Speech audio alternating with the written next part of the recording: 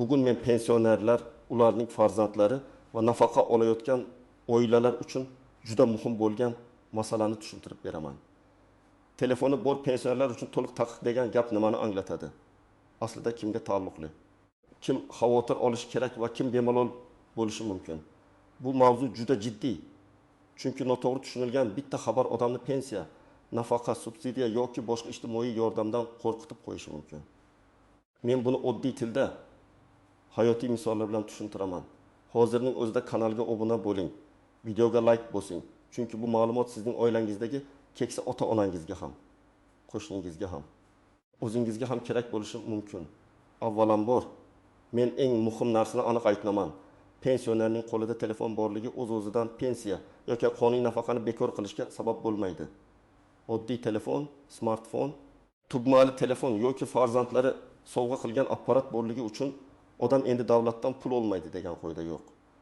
Lekin nega unda telefon bor pensionerlarga taqiq degan gaplar chiqyapti? Sababi shuki, hozir ko'plab ijtimoiy to'lovlar, yordam pullari, subsidiya va ayrim imtiyozlar fuqarolarning real moliyaviy holatini tekshirish orqali belgilanadi. Bu tekshiruvda faqat pensiya daftarchasi emas, bank kartalari, doimiy pul tushumlari, mulk, avtomobil, tadbirkorlik faoliyati, ayrim hollarda mobil aloqa raqamiga bog'langan elektron xizmatlar ham ko'rilishi mumkin. Oldin qanday edi? Oldin ko'p ish qog'oz orqali yurardi. Pensiya jamg'armasi, ijtimoiy himoya idoralari odamning ahvolini asosan ariza, ma'lumotnoma, mahalla tavsiyasi va uyma-uy o'rganish orqali baholardi. Pensionerning daromadi haqida umumiy tasavvur bo'lardi. Pensiyasi qancha? Oilasida nechta odam bor? Uy-joyi qanday? Ishlaydigan farzandlari bormi? Albatta, bunda ham tekshiruv bo'lgan, lekin raqamli ma'lumotlar hozirgidek keng bog'lanmagan edi. Hozir nima o'zgardi? Hozir davlat xizmatlari va ijtimoiy yordam tizimlari ko'proq elektron ma'lumotlarga tayanadi. Telefon raqami ko'pincha bank kartaga, mobil ilovaga, elektron imzoga, davlat xizmatlari kabinetiga, kredit arizasiga, onlayn to'lovlarga va boshqa operatsiyalarga ulangan bo'ladi. Shuning uchun telefon bor degan gap aslida ko'pincha telefon orqali moliyaviy faoliyat bor. Nomiga karta ochilgan. Mobil ilovada katta pul aylanmasi bor. Telefon raqami orqali biznes yoki savdo yuritilyapti degan holatlarga borib taqaladi. Muammo telefonning o'zida emas, telefon orqali ko'rinayotgan daromad, mulk, buni juda sodda qilib aytaman. Pensiya qonuniy mehnat staji yoki yoshga qarab tayinlangan bo'lsa, pensioner smartfon ishlatgani uchun bu pensiya to'xtatilmaydi. Ammo pensiyaga qo'shimcha ravishda kambag'allik, ehtiyojmandlik, parvarish, nogironlik bo'yicha ayrim to'lov, subsidiya yoki ijtimoiy yordam olayotgan bo'lsa, uning nomida ko'rinayotgan moliyaviy harakatlar savol tug'dirishi mumkin. Ana shu joyda odamlar chalkashadi. Endi kim xavotir olishi kerak, kim esa xavotir olmasligi kerak? Buni aniq ajratib olaylik. Birinchi guruh faqat yoshga doir pensiya olayotgan pensionerlar. Masalan, 68 yoshli otaxon oyga 20 million 200 ming so'm pensiya oladi. Qo'lida oddiy tugmali telefon bor, farzandlari bilan gaplashadi. Ba'zan kommunal to'lovni nabirasi telefon orqali to'lab beradi. Bunday holatda telefonning borligi pensiyaga ta'sir qilmaydi. Bu odam qonuniy pensiyasini olaveradi. U telefon tutgani uchun hech kim siz zamonaviy telefon ishlatyapsiz, demak pensiya kerak emas demaydi. Ikkinchi misol, 72 yoshli onaxonning smartfoni bor. U Telegram orqali qarindoshlari bilan gaplashadi. Shifokorga navbat oladi. Bank kartasiga tushgan pensiyasini bankomatdan yechmay, do'konda karta bilan to'laydi. Bu ham normal holat. Zamonaviy hayotda telefon doğru buyurtma qilish, tez yordam chaqirish, qarindosh bilan aloqa qilish, bank xabarlarini ko'rish uchun kerak. Telefonning mavjudligi boylik belgisi emas. Men buni alohida ta'kidlayman. Telefon insonning asosiy aloqa vositasi. Uni pensionerga taqiqlash degan tushuncha umumiy qoida sifatida to'g'ri emas. Endi xavotirga sabab bo'ladigan holatlarni ko'raylik. Masalan, pensioner nomiga bank kartasi ochilgan, lekin kartadan har oy 20 million 20 million 30 million so'm pul aylanadi. Rasmiy daromadi esa faqat 1 million 500 ming so'm pensiya.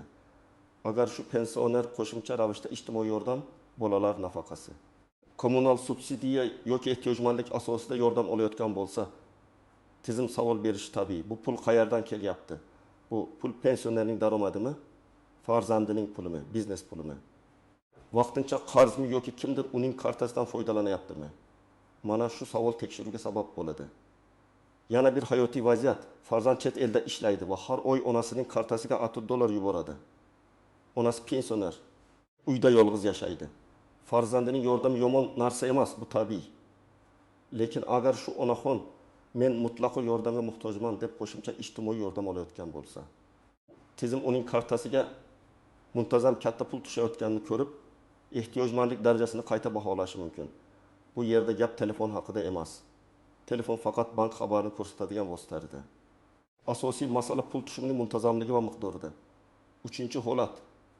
Pensionerning nomiga telefon raqami rasmiylashtirilgan, lekin bu raqam orqali internet do'kon, e'lonlar, tovar sotish, buyurtma qabul qilish, taksi yoki yetkazib berish xizmatlari yuritiladi.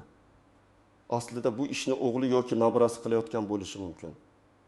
Lekin raqam pensioner nomida, karta pensioner nomida mijozlardan pul ham pensioner kartasiga tushadi. Keyin tizimda pensioner faol daromad olayotgandek ko'rinadi. Shunda pensioner telefondan foydalangani uchun muammo chiqdi deyshadi.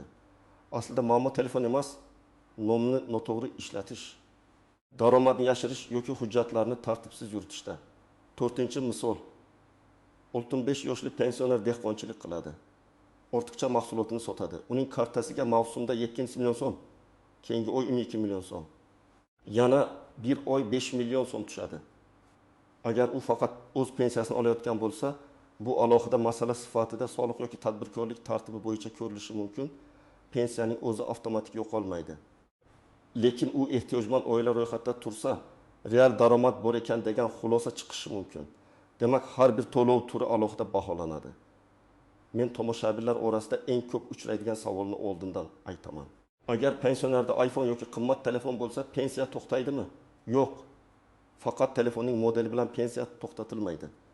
Lekin agar odam ehtiyojmandlik asosida yordam so'rasa, tekshiruvchi bu qimmat telefon qanday olingan, oilaning real ahvoli qanday deb so'rashi mumkin.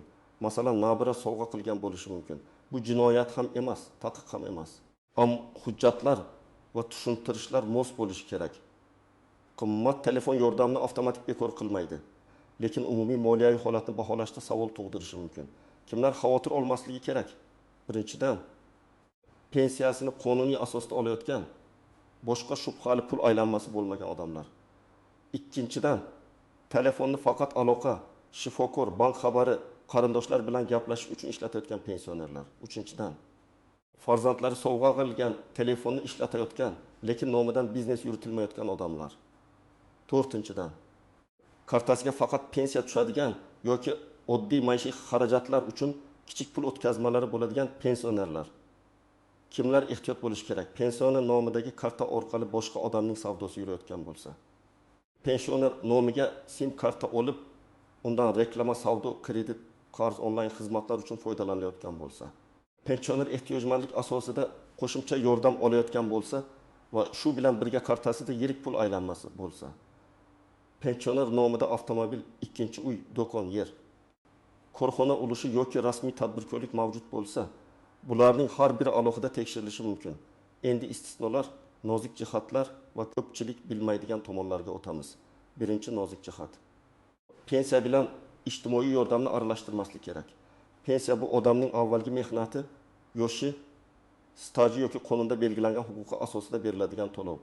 Ijtimoiy yordam esa odatda ehtiyojmandlik, daromad darajasi, oilaviy holat, nogironlik, parvarish zarurati yoki boshqa mezonlarga qarab beriladi.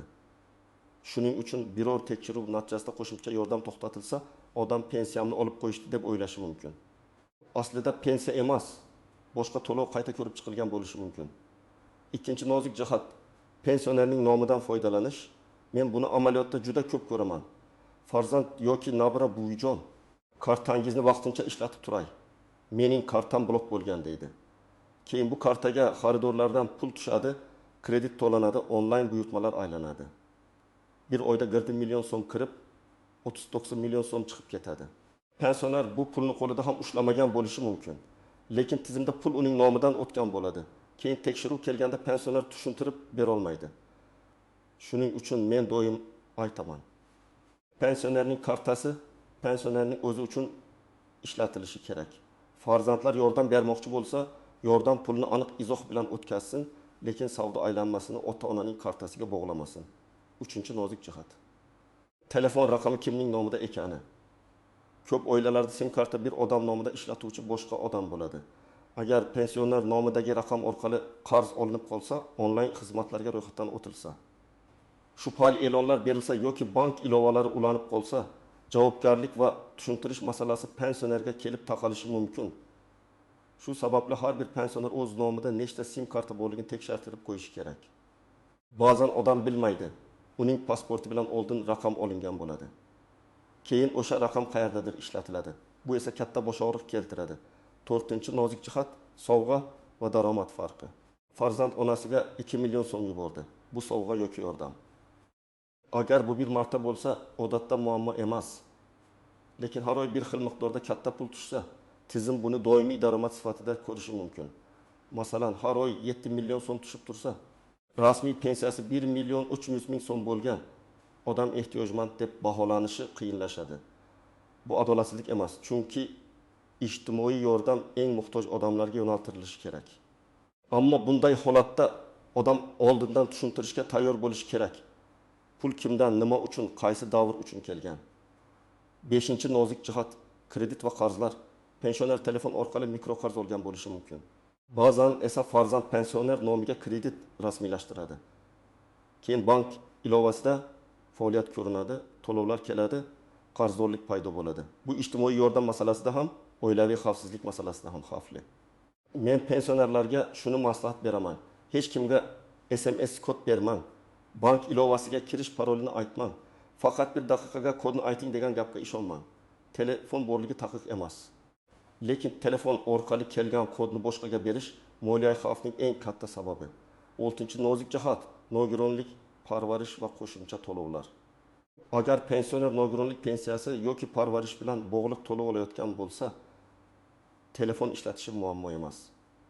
Lekin parvarishga muhtojlik holati bilan real hayotdagi faoliyat bir-biriga zid ko'rinsa, savollar bo'lishi mumkin. Masalan, hujjatda odam butunlay boshqalarning parvarishiga muhtoj deb ko'rsatilgan, lekin uning nomidan har kuni savdo e'lonlari berilmoqda, tovarlar sotilmoqda, yetkazib berishlar qabul qilinmoqda. Balki buni o'zi emas, boshqasi qilayotgandir. Shunda aynan shuni hujjat bilan tushuntirish kerak bo'ladi. 7-nozik jihat telefonni tekshirish masalasi. Ko'pchilik endiga kelib telefonimni ko'rishadimi? Ichidagi yozishmalarimni o'qishadimi deb qo'rqadi. Oddiy holatda hech kim pensionerning shaxsiy telefonini shunchaki olib yozishmalarni titkilash kerak emas. Shaxsiy hayot daxlsizligi bor. Lekin bank operatsiyalari, rasmiy ma'lumotlar, davlat bazalaridagi mulk va daromad ko'rsatkichlari tekshirilishi mumkin. Ya'ni masala telefon ichidagi suratlarda emas, rasmiy tizimlarda ko'rinadigan moliyaviy va huquqiy izlarda. 8-nozik jihat. To'liq taqiq iborasi ko'pincha vahma uchun ishlatiladi. Men bunday sarlavhalarni ko'rganda doim mazmunini tekshiraman. Chunki odamlar qo'rqib telefonini o'chirib qo'yadi, bank kartasidan foydalanmaydi. Hatto shifokor chaqirishdan ham cho'chiydi. Bu noto'g'ri. Pensioner zamonaviy xizmatlardan foydalanishi kerak.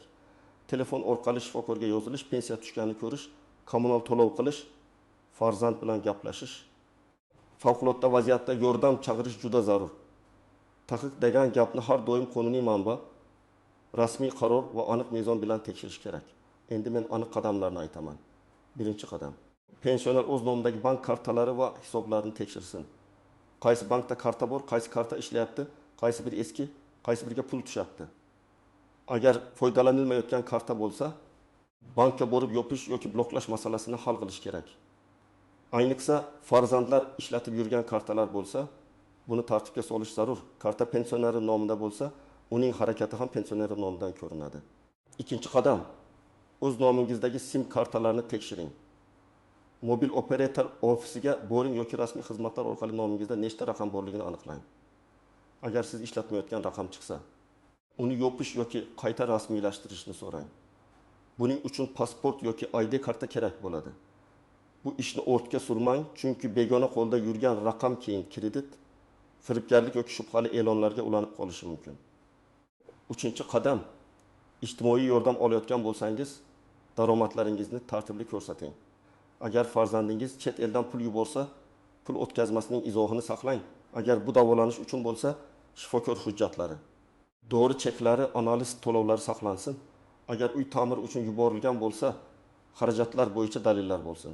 Men buni qog'ozbozlik uchun aytmayapman. Tekshiruv bo'lganda bu pul doimiy daromad emas.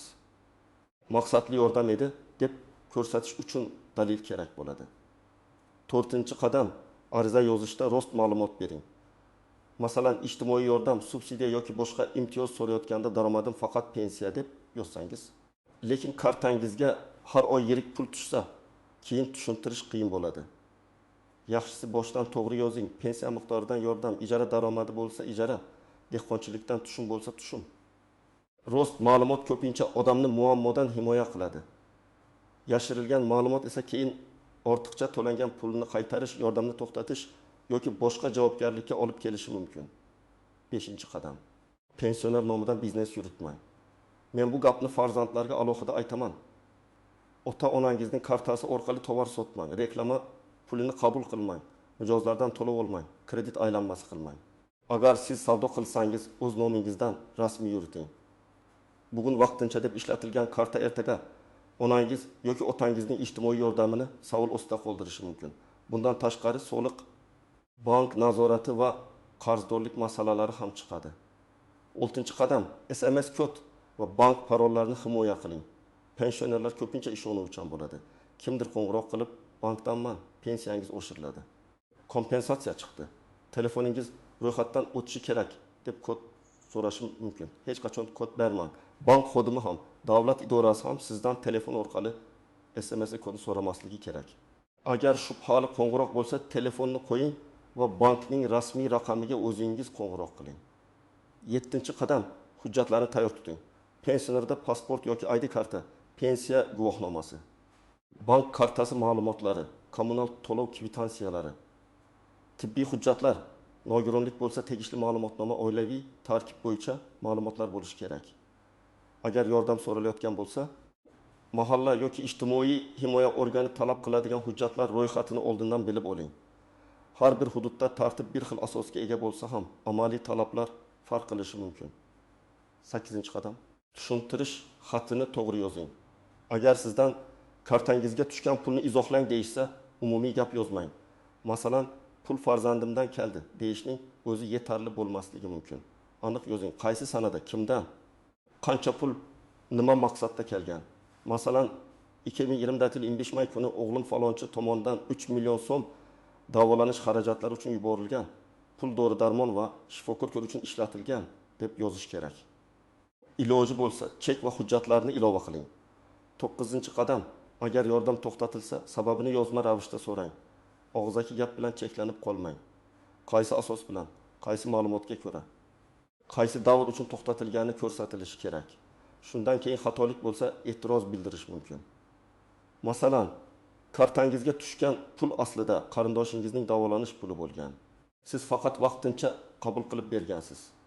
Buni isbotlash kerak bo'ladi. Yozma sabab bo'lmasa, nimaga javob berishdan bilmaysiz.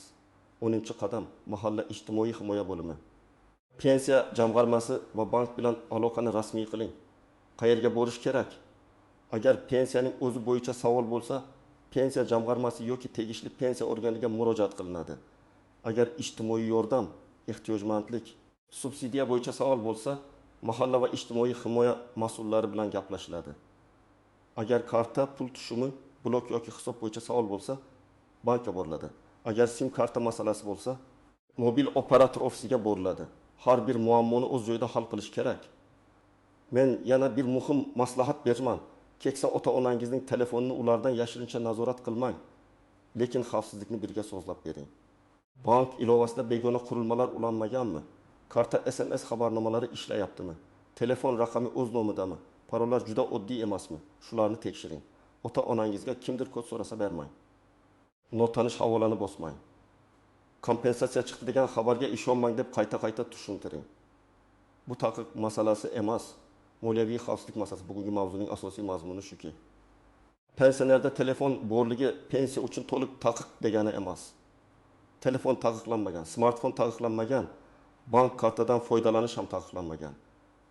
Lekin pensioner nomidagi telefon raqami, bank kartasi va elektron xizmatlar orqali yirik pul aylanmasi, yashirin biznes begona odamning savdosi yoki noto'g'ri rasmiylashtirilgan daromad ko'rinsa, ayniqsa ijtimoiy yordam olayotganlar uchun savollar paydo bo'lishi mumkin.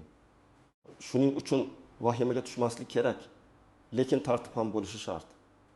Men sizga aniq tavsiya qilaman. Kartalaringizni tekshiring, sim kartalaringizni tekshiring, hujjatlarni tartibga keltiring. Farzandlar pensioner nomidan biznes yuritmasin. SMS kodni hech kimga bermang. Tushumlar bo'lsa, izoh va dalillarni saqlang. Shunda telefon sizga muammo emas, aksincha xavfsizlik, aloqa va qulaylik vositasi bo'ladi. Sizningcha pensionerlarning kartasi va telefoni orqali farzandlar pul aylantirishi to'g'rimi yoki bu keyin katta muammo keltiradimi? Fikringizni izohlarda yozing. Videoga like bosing, kanalga obuna bo'ling va bu ma'lumotni ota-onangiz, qo'shnilaringiz va qarindoshlaringizga ham yetkazing.